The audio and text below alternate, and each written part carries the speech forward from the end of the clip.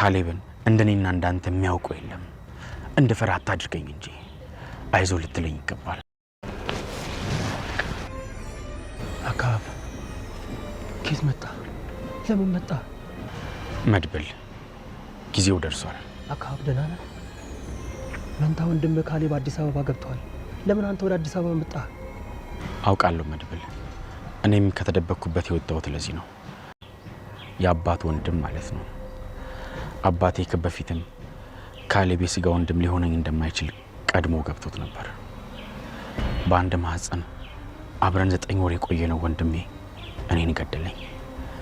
በደም በስጋም ማንገናኘው አንተ ግን እኔን ከሞት አተረፍከኝ። መድብል ባለውለታዬ ነህ። ለምን መጣ? ካሌብ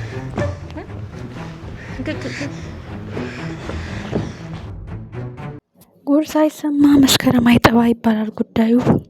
ካሌብ ሞሲሳ ከመድብል ጋር ሊጋፈጥ ነው። ማህሌት ከጥፋት የማትርቀው ከተንኮል የማትጠፋው ማህሌት አሁን ደግሞ የካሌብ ሞሲሳ ጆሮ ጠቢ ሆና ወደነ መድብል ቤት በምን አይነት ሁኔታ ልትገባ ነው? እጅግ ያሳዝናል። መድብልን በስተመጨረሻ የወንድሙን የደስታ ቀን የወንድሙን ድግስ ሲጠብቅ ሌላ መዘዝ መጥቶበታል። ካሌብ ሞሲሳ እቤቱ ቀጥ ብሎ መጥቷል። ምን ይፈጠራል?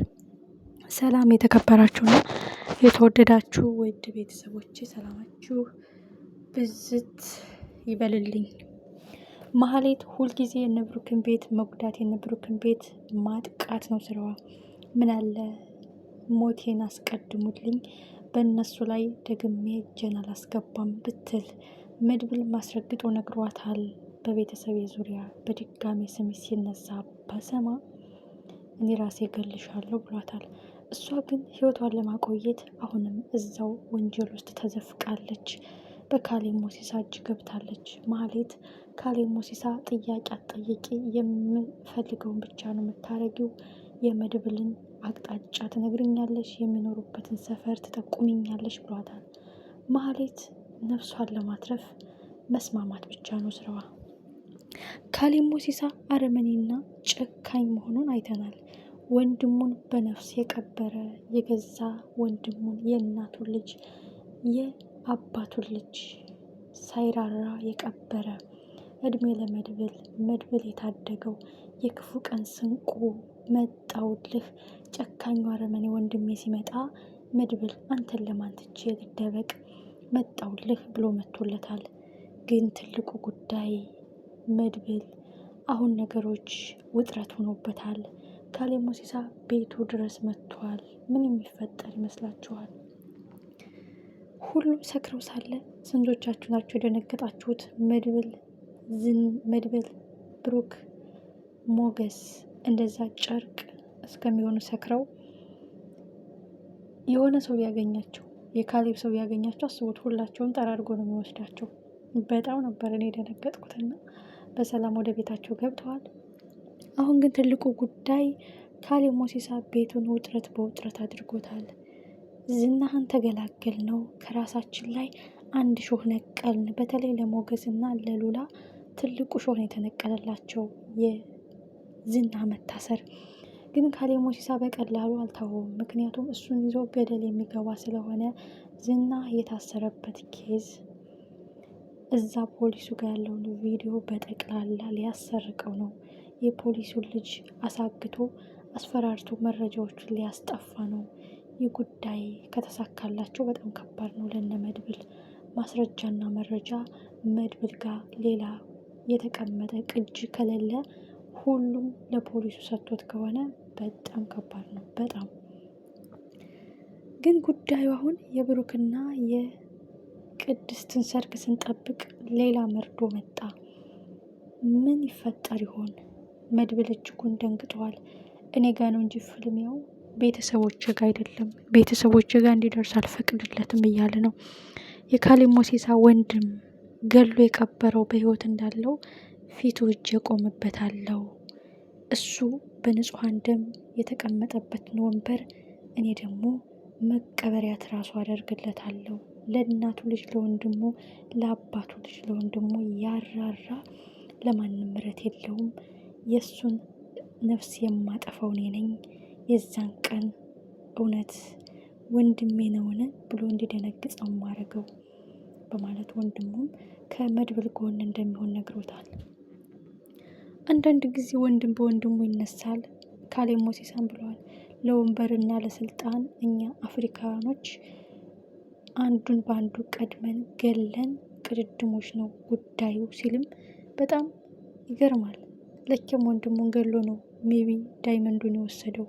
ሜቢ ብዙ ሀብት ያገኘው ሊሆን ይችላል።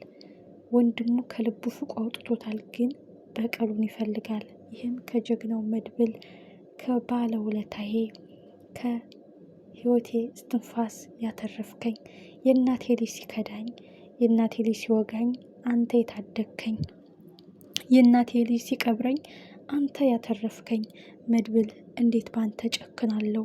አረመኔና ርህራሄ የሌለው ወንድሜ በእኔ ላይ ምሕረት ሳይኖረው የገደለኝ የመሰለው አንተ ግን ስጋዬ ደሜ ያልሆንከው አዳንከኝ። እንዴት ልተውህ?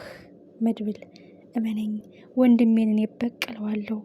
አይኑ እያየ እፊቱ ላይ ቆሜ እንዴት አድርጌ እንደምቆርጥለት ያን የተረገመ እጁን እኔ ነኝ የማውቀው። መድብል ያቺ ቀን ሩቅ አይደለችም። ራስህን ጠብቅ። አንተ ተደበቅ ብትለኝም አልደበቅም። ብደበቅም አንተን ከመታደግ አንተን ከማገዝ ወደኋላ አልልም። አሁን ጊዜው ደርሷል።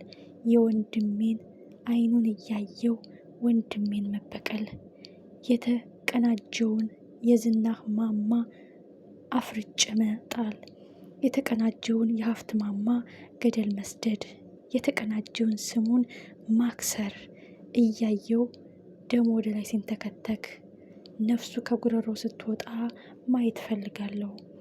የቀበረው ወንድሙ ነፍስ ዘርቶ እንደመጣ ያውም በተቀናቃኝ ጥላቱ በጀግናው መድብል እንደሆነ ማሳየት አለብኝ ብሏል። ማህሌትም እንግዲህ ነፍሷን ለማትረፍ ግድ ከመድብል ሳይሆን ከዝናህ ሳይሆን ከካሌብ ሞሲሳ ጋር ተስማምታለች። መድብል ግን በቤተሰብ ዙሪያ ስምሽ ሲጠራ ብሰማ አንድም ርህራሄ አልኖርሽም፣ ሴት ናት፣ እህት አለኝ፣ ልጆች ይኖሩኛል በሚል በሴትነት ስም እየተወጉሽ ነው። አንቺ ግን ከስህተትሽ ተምረሽ አታውቂም። ይህ የመጨረሻ እድልሽ ነው ብሏት ነበረ። ማህሌት እውነትም የመጨረሻው እድል ወይ በዝናህ ወይ በካሌብ ሞሲሳ የመጨረሻ እስትንፋሷ ወይ በመድብል የምታሸልብበት ይሆናል። ሰርግ እንጠብቅ ወይስ ምን እንጠብቅ? እኔ የምፈራው መድብል የሆነ ነገር እንዳይሆን ነው። መድብል እንዳይጎዳ ነው። መድብል ከተጎዳ በጣም ከባድ ነው። ክንፋቸው ተሰበረ ማለት ነው። ግን መልካም ፍሬ የዘራ መልካም ፍሬ ይሰባል፣ መጥፎ ዘር የዘራ መጥፎ ዘር ይስባልና መድብል የዋለላቸው መልካም ሰዎች ከጎንህ ነን ብለው መጥተዋል። ብቻውን አይደለም።